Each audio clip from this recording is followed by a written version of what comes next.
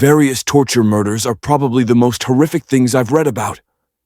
Junko Furuta, who was a perfectly normal girl until she was kidnapped off the street by a gang for no reason, purely wrong place, wrong time, according to Japanese sources, and unimaginably raped and tortured to death over 44 days.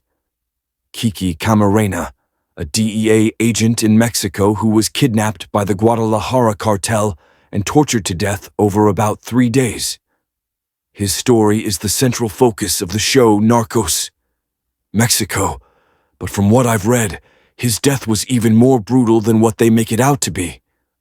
A detail consistent in both is that they brought in a doctor to revive him numerous times when he got too close to death and keep him conscious so he couldn't pass out from the pain. Kellyanne Bates, who was groomed from a young age by a scumbag who eventually killed her slowly over the course of about a month in their apartment. Her injuries were so horrific, the jury at the guy's trial had to get counseling. For example, her eyes were missing, and there were stab wounds in the sockets. Sylvia Likens, whose parents left her in the care of a woman who both personally and with the help of her children and their friends degraded, tortured, and killed over several months.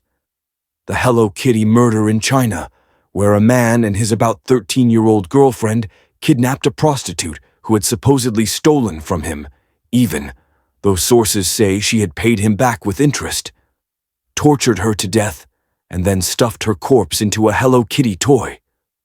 Baby Brianna, a newborn whose mother, father, and uncle tortured and raped her from the second they brought her home from the hospital until the second she died. Baby P, a British toddler whose mother let her boyfriend torture him to death. His back was broken in his last days of life. Honestly, there are just so many horrifically on par with each other.